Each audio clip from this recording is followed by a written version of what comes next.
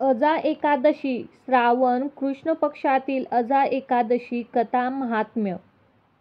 श्रीकृष्ण म्हणाले, धर्मराजा, आता तुला राजा हरिश्चंद्राची सत्वपरीक्षा आणि अजा एकादशीचे महात्म्य सांगतो. सर्व पापे नष्ट करून प्रत्येक सुख आणि समृद्धी प्रदान करणारे श्रावण महिन्यातील कृष्ण पक्षातील एकादशी तिथीला अजा एकादशी असे नाव आहे. असे हे महत्त्वपूर्ण एकादशी व्रत आहे. तर एकादशीचे प्रमाणे तिचा विधी आहे. भगवान विष्णूच्या उपेंद्र स्वरूपाची पूजा आराधना केली जाते. सत्ययुगात सूर्यवंशी वंशातील हरिश्चंद्र राजा सम्राट होता. तो गुरु वरिष्ठांचा परमशिष्य होता. धार्मिक, सत्यनिष्ठ, प्रजाहितदक्षक असल्याने प्रजेचा प्रिय होता. त्याची राणी तारामती अत्यंत साध्वी, धर्मपरायण होती. त्यांचा रोहिदास नावाचा 8 वर्षाचा पुत्र अत्यंत गुणी, संस्कारसंपन्न होता. एकदा नारद मुनींनी इंद्रसभेत हरिवंशचंद्राच्या सत्यनिष्ठेबद्दल, आदर्श राज्यपद्धतीबद्दल स्तुतिस्तोत्र गायली. देवऋषी यांनी भरलेल्या सभेत नारद मुनींच्या बोलण्यावर वरिष्ठांची संमती दाखवली. नारदांसारखा सर्वश्रेष्ठ भक्ताकडून वरिष्ठांच्या संत शिष्याची कीर्ती ऐकून वरिष्ठ ऋषींचे प्रतिस्पर्धी विश्वामित्र यांना वाईट वाटले. ते उठून उभे राहिले आणि रागाने म्हणाले, या इंद्रसभेत हरिश्चंद्राची स्तुती गावावी एवढा मोठा तो निष्ठावंत नाही, आणि हे मी तुम्हाला थोड्या दिवसात सिद्ध करून दाखवेन. आणि मी ते सिद्ध नाही करू शकलो तर आजपर्यंत केलेली सर्व तपाचे पुण्य हरिश्चंद्राला अर्पण करेन. विश्वामित्रांचे हे आव्हानात्मक भाषण ऐकून वसिष्ठ मुनी म्हणाले, खरोखरच नारदाने हरिश्चंद्राच्या सत्यनिष्ठेबद्दल जे काही स्तुती स्तोत्रे गायली ती योग्यच आहेत. राजा हरिश्चंद्रस्य कोणत्याही संकटात काळात सत्यनिष्ठेपासून रीतभरही ढळणार नाही याची मी खात्री देतो. आणि तसेच नाही घडले तर मी पंचमहापातकी ठरेल. सभा समाप्त झाली. वसिष्ठ मुनी अनुष्ठानाला बसले. विश्वामित्र हरिश्चंद्राची सत्वपरीक्षा घेण्यासाठी पृथ्वीवर आले आणि आपले कुटील कारस्थान सुरू केले. प्रथम मायेच्या सामर्थ्याने अयोध्येजवळ असंख्य वाघ निर्माण करून त्यांच्याकडून अयोध्यावासियांना त्रास देण्यास सुरुवात केली. प्रजेच्या संरक्षणासाठी राजा हरिश्चंद्राने त्याचा संहार करून प्रजेला भयमुक्त केले. शिकारीच्या धामधुमीने राजा थकला. एका उपवनात विश्रांतीसाठी थांबला. तिथे अनेक शिवमंदिर होते. राजाने थोडा वेळ शयन केले. तेवढ्यात राजाला स्वप्न पडले आणि त्याने विश्वामित्राला राज्य दान केले. राजाने राज्य दान करण्याचे स्वप्नात मान्य केले. राजा जागा झाला. त्या क्षणी विश्वामित्र ब्राह्मण रूपात येऊन त्याला, राजा, मी वृद्ध गरीब ब्राह्मण आहे. मला पोटभर 3.5 भार सोने दिलेस तर माझे फार मोठे काम होईल. राजा त्या ब्राह्मणाला घेऊन राजवाड्यात आला. ओटभर सोने त्याच्या पुढे ठेवले. ते पाहून ब्राह्मण कडाडला. माझेच द्रव्य मला देतोस काय? तू स्वप्नात ज्या राज्य दान केलेस तो मीच ब्राह्मण आहे. सर्व राज्य दान केल्यानंतर सोन्यावर तुझा काय अधिकार आहे? हीच काय तुझी सत्यनिष्ठता? या राज्यातील काडीवरही तुझे स्वात्म उरलेले नाही. त्या ब्राह्मणाचे भाषण ऐकून राजा आश्चर्यचकित झाला आणि सावरून घेत म्हणाला, भूदेव, आपण मला घोर पापातून वाचवले, त्याबद्दल मी आभारी आहे. पण राजाच्या बोलण्याकडे लक्ष न देता ब्राह्मणाने आपला ओठभर सोने दानाचा आग्रह चालूच ठेवला. ब्राह्मण म्हणाला, राजा, तू, तुझी पत्नी, तुझा मुलगा माझ्या राज्यातून बाहेर पडा. तुझ्या पत्नीच्या अंगावरील आभूषणे, उंची वस्त्रे काढून ठेवा. ती माझी संपत्ती आहे. कलंके नेसा. ब्राह्मण नव्हे तर देव आपली परीक्षा घेत असेल असे वाटू लागले. ब्राह्मणाच्या आदेशावरून तिघे जण कलके नेसून राज्यातून बाहेर पडले. प्रजा, मंत्रांगण त्यांच्या पाहून शोक करू लागले. ब्राह्मणाला विनंती करू लागले. परंतु ब्राह्मणाचे रूप घेतलेला विश्वामित्राला त्याची दया आली नाही. राजा म्हणाला, भूदेव, 7 दिवसांच्या आत तुमची ओठभर सुवर्ण दक्षिणा वाराणसीला जाऊन स्वतः विकून देतो. असे म्हणून राजाने शोकाकुल प्रजेचा निरोप घेतला. वाराणसी क्षेत्रात तिघे जण वनातून पायीच मार्गक्रमा करत चालू लागले.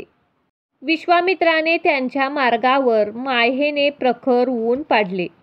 वारा बंद केला. पाणी नाहीसे केले. तिघांना अत्यंत तहान लागली. तोंड वाळून गेले. पाऊल उचलेना. त्यात रोहिदास बाळ पाण्याविना व्याकुळ झालं. तगमग वाढली आणि तो बेशुद्ध होऊन जमिनीवर पडला. हे पाहून तारामती विव्हाळून होऊन रडू लागली. तशात विश्वामित्रांनी वनाला आग लागली. प्रचंड धुरामुळे ते एकमेकापासून दूर गेले. तोच हरिश्चंद्र राजाची मायावी मृतदेह तारामतीला दिसला. तिला शोक आवरेना. पतीच्या मागे कशाला जगू म्हणून तिने वणव्यात जाळून सती जाण्याचा निश्चय केला व ती चिता रचू लागली. तोच विश्वामित्र ब्राह्मणाच्या रूपात आलेला व तुझ्या पतीचे ऋण फेडल्याशिवाय तुला मरता येणार नाही म्हणून बजावले.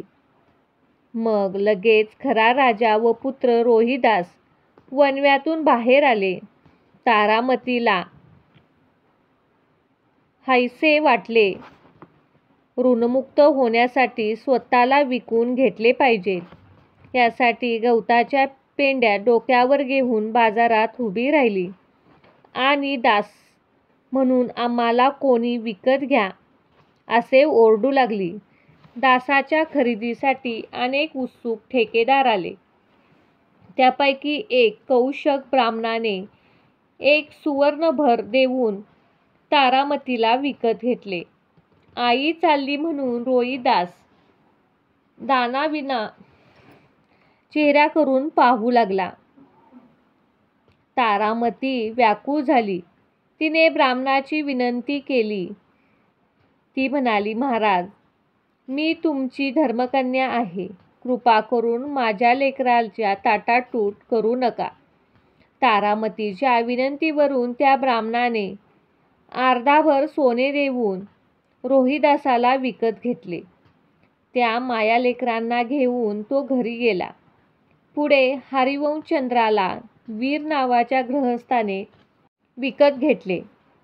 त्याचे 1 भार सोने झाले. अशा रीतीने तारामती, रोहिदास आणि हरिश्चंद्र राजा यांना विकून ओठभर सोने हरिश्चंद्र राजाला मिळाले. ते सोने राजाने ब्राह्मणाला दान म्हणून देऊन त्याच्या पाया पडून सांगितले, महाराज, हे तुमचे दान स्वीकारा. तुमच्या ऋणातून मी मुक्त झालो. तुम्ही अयोध्येला जाऊन आनंदाने राज्य करा. ब्राह्मणाने दक्षिणा घेतली व तो तेथून निघून गेला. राजाही ज्याने विकत घेतले त्या मालकाच्या घरी प्रामाणिकपणे कष्ट करू लागला, पाणी भरू लागला. विश्वामित्राच्या अटीप्रमाणे हरिश्चंद्रांनी स्वकष्टाने कमाई करून त्यांची दक्षिणा दिली. पण विश्वामित्राने त्यांची पाठ सोडली नाही. राजाचे ऋण फेडले, स्वप्नात दिसलेले वचन पाळले. चांडाळाचा सेवक झाला. तो सत्यवान ब्रीद राखण्यासाठी प्राणाचा त्याग करील. त्याने स्वतःचे जीवन म्हणजेच आपला घात आहे तो जिंकला तर तुझे सारे पुण्य त्याला अर्पण करावे लागेल. सत्वशील राजाचे गुरु म्हणून देवलोकात इंद्रलोकात वशिष्ठ ऋषींचा मान वाढेल. आपली मात्र अपकीर्ती फजिती होईल. या विचाराने द्वेष बुद्धीने विश्वामित्रांनी राजाला आणखीन त्रास द्यायला सुरुवात केली. चांडाळाच्या घरी पाणी भरण्यासाठी आलेले सर्व मातीची घडे विश्वामित्रांनी फोडून टाकली. हे पाहून चांडाळाने रागाने राजाकडून ते काम काढून घेतले व त्याला स्मशानात रखेलदार म्हणून ठेवले. रात्रंदिवस स्मशानात राहायचे. द्रव्य घेतल्याशिवाय अंतिम संस्कार करून द्यायचे नाही हे काम राजाकडे दिले. अशा परिस्थितीत राजा फार दुःखद काळ घालवला होता. एके दिवशी गंगातीरावर त्याच्या गौतम ऋषींची भेट झाली. राजाने त्यांना साष्टांग नमस्कार करून आपली व्यथा सांगितली. तेव्हा गौतम ऋषींनी राजाची दया आली व ते म्हणाले, राजा, तू जर अजा एकादशीचे व्रत करशील तर तुझी सर्व दुःखे स्थिती नाहीशी होऊन तुला पूर्वीचे वैभव मिळेल. त्यांनी सांगितल्याप्रमाणे राजा अजा एकादशीचे व्रत विधियुक्त केले. त्या पुण्याईने राजा तारामती पुत्र रोहिदास यांच्यासह अयोध्येला जाऊन सुखाने राज्यकारभार करू लागला. श्रीकृष्ण म्हणाले, हे धर्मराजा, जो कोणी आज अजा एकादशीचे व्रत करेल, महात्म्य ऐकतील, त्याच्या पुण्यलाभ होऊन सद्गती मिळेल. धर्मराज म्हणाले, हे कृष्णा, तारामती रोहिदास यांनी त्या ब्राह्मणाच्या घरातून कोणत्या पुण्याईच्या साहाय्याने सुटका झाली? श्रीकृष्ण म्हणाले, धर्मराजा, तारामती कौशिक ब्राह्मणाच्या घरी गुलाम म्हणून दळणकांडण, केरकचरा काढणे, धुणे, सारवण करणे अशा गोष्टींची कामे करत असत. विश्रांती तर तिला एक क्षणभरही मिळत नसे.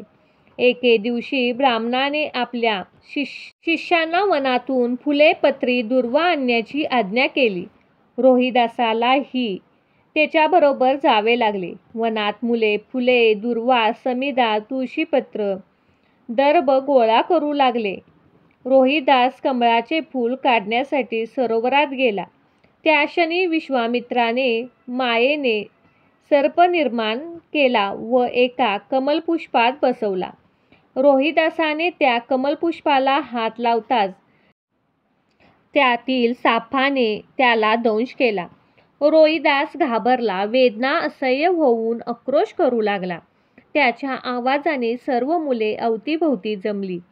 तो चक्कर येऊन तळ्याच्या काठावर पडला. विष सर्व अंगात भिनले. त्याच्या मित्रांना सांगितले की त्याच्या आईला शोक करू नको असे सांगा. आईला हाका मारीत त्याचा प्राण गेला. सर्व मुले घाबरली, रडारड करत घरी आली.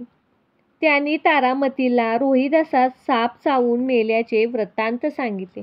तारामती ही बातमी ऐकताच दुःख आघाताने बेशुद्ध पडली. मुलाकडे जाण्यासाठी तिने ब्राह्मणाकडे सवड मागितली, पण घरातील सर्व काम झाल्याशिवाय बाहेर जायचं नाही अशी तिला धमकी दिली. असहाय्यपणे रडत दुःखी आवरून धान्याचे सर्व काम तिने केले. ताटातूट झालेल्या पतीच्या आठवण काढत मुलांचे शेवटचे दर्शन घेण्यासाठी रात्री अंधार पडल्यावर तिला रानात जाण्याची परवानगी मिळाली. रानात मुलांचा मृतदेह पाहताच तिला मूर्छा आली. ती काहीही वेळाने सावध झाली व शोक करू लागली.